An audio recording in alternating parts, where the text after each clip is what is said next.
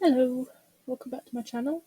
It's Thursday and I have lots of little bits that I've printed off of my 3D printer, basically to save time because I've been wanting to do this film a while and I just couldn't get my head around what to do. I did have footage of this set of stairs being made, the pink things. It's basically with cheap polymer clay I'm trying to get rid of. And I put it onto a ziggy zaggy polymer clay cutter just to get the shape, and baked it, and it's come out lovely. Well, it's getting covered anyway, but it's all right. So for this film, it is one of my favourites, and this one is kind of an homage to the Kurgan. If you know who the Kurgan is, then it's from the film Highlander. Highlander is the best, cheesiest sci-fi weird film ever from the 80's. And the Kurgan, well, that picture coming up is a French guy playing a Scotsman, Christopher Lambert. The Kurgan is the baddie, basically, but I think he's blooming hilarious. And he's Clancy Brown, the actor. And if you don't know who Clancy Brown is, you will certainly have seen him in something. You will most likely have heard him in SpongeBob. And quite a lot of other things. His voice is very unique. He's from Pet Sematary, and he was in the series Punisher. There's all sorts. My brain's just gone foggy at the minute, but I've practically seen everything he's been in. So the story about the Highlander is basically the French Scottish man. He gets shunned from his village after being stabbed by the Kurgan because he's supposed to have died. Well, he didn't. So in those times, it was basically, excuse my teeth again,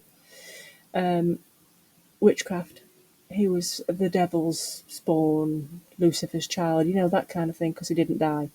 Well, actually, he's not. He's immortal. There's a bunch of immortals running around, going mad, chopping people's heads off, because the whole premise is that there is only one. There can only be one. And I won't mention the rest of the films because although I've watched them and I do enjoy them, it's just silliness. Yeah, don't they all pale into comparison. And Sean Connery is a Scottish man playing an Egyptian being called a Spanish peacock. And it must be the only film I know that a Scot plays an Egyptian and a Frenchman plays a Scot. It's hilarious. Fun fact, the actor Sean Connery actually kept refusing to do the film. And he said, if you can get this film done within a week, I'll do it. Get his scenes shot in a week. So they did. So he got paid, I think it said £1 million or $1 million, I'm not sure which one, for a week's work. And it's one of the most iconic films from the 80's. Cheesy, iconic films. It's brilliant. And the music, I love the music. It's Queen. Whole album of Queen made for the film. And I'm a big Queen fan. I do like Queen. It's never been the same without Freddie. Although Adam Lambert's done a decent job. He's just no Freddie. And I'm going off on a tangent here. Anyway, I'm covering the stairs with polymer clay. No, I'm not. I'm actually covering it in DAS. And I've got a cocktail stick every now and again just to try and get it to stay up. I've added foil to make it more stable. Yeah, stable. And then added the clay on top of that. Because the scene I'm doing is where the Kurgan goes in and he kills Sean Connery. I mean, bad man, Sean Connery. Oh, he was gorgeous, and his voice to die for. But yeah, he had to go. Although he does appear in other ones. Can't remember how many he appears in, but he does, even though he's dead. Uh, anyway, the Kurgan and him fight on. It's like a tower. It's like an old castle tower. It's derelict already, but by the time they finished fighting, they've knocked the whole tower down. And they end up on these stairs, this set of stairs. And this is where he kills Ramirez, Sean Connery. And I've covered the rest of this with the Das. Jesus Christ, how can I not remember that one? I'm just going to paint the rest. The 3D printed stuff, I mean, I had to destroy some of it to get it how I wanted it. But the rest is fine. And if you need to find anything from about who did the 3D prints, Thingiverse, have a look on there. Brilliant stuff. I just can't remember who created them. It was, I think they were for a game. I thought I'd just use them as a base. Now, this is the Kurgan sword. There he is. He has a case that he carries it in, and it comes in parts, and it clicks together, and it's a huge sword. And I thought I can't do the scene of him and Sean Connery on the end of the stairs because it's just too small. So I thought I'd just make the knife sword. Jeebus. Ay ay ay. One day my mouth will work with my brain. Probably not, but hey, it's worth a wish. So yeah, I've baked the first lot, and now I'm adding the second lot onto it to make the details. It's not perfect. It's far from perfect, but it's just the idea of it. It's my way of my intake. Intake? It's not intake. Oh, my brain. Menopause. Bye, bro. I give up. It's my take on the Kurgan's sword. There you go. Oy, oy, oy. One day. But I'm putting more polymer clay on just to get more detail. And I've used the really cheap stuff because I'm trying to get rid of it. But it's doing well for what I need it.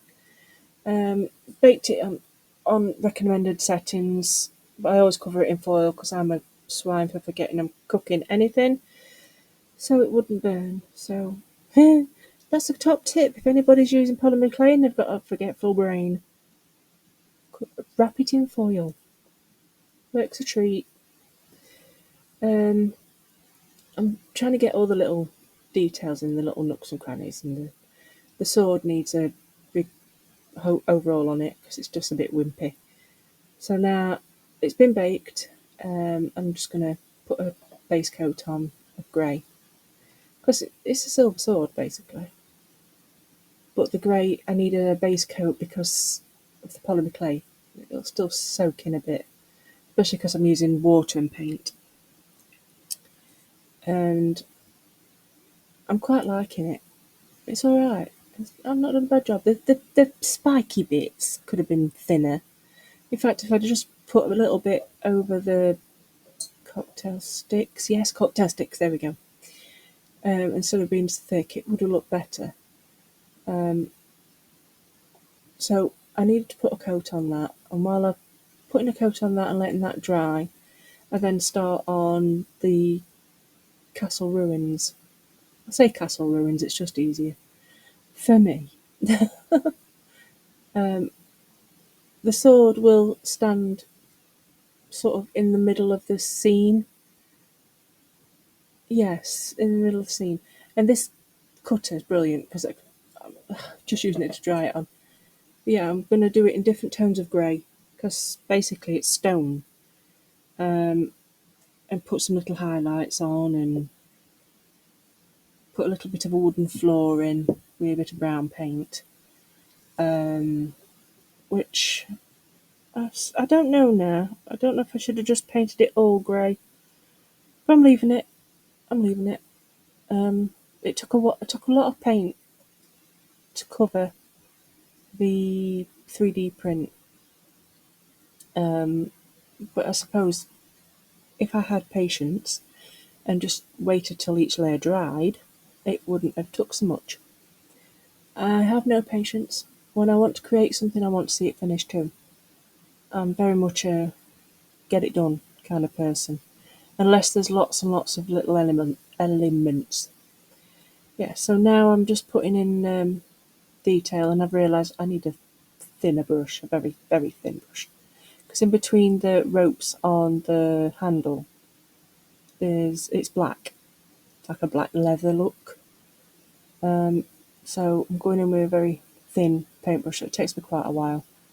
And I do put some dots on it because in the picture it does have tiny little indents in it, but then I went over it and got rid. So I kind of failed at that bit. But it still looks good. I like it.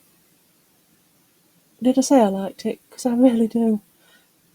I've enjoyed doing this series of films. Then I really like films, so it's one of my favourite things to do. Oh, Kurgan again. This is where he shaved all his hair off. Ugh. Looks so much nicer with hair. But he is so funny. He is a bad man. Don't get me wrong, he's a bad man.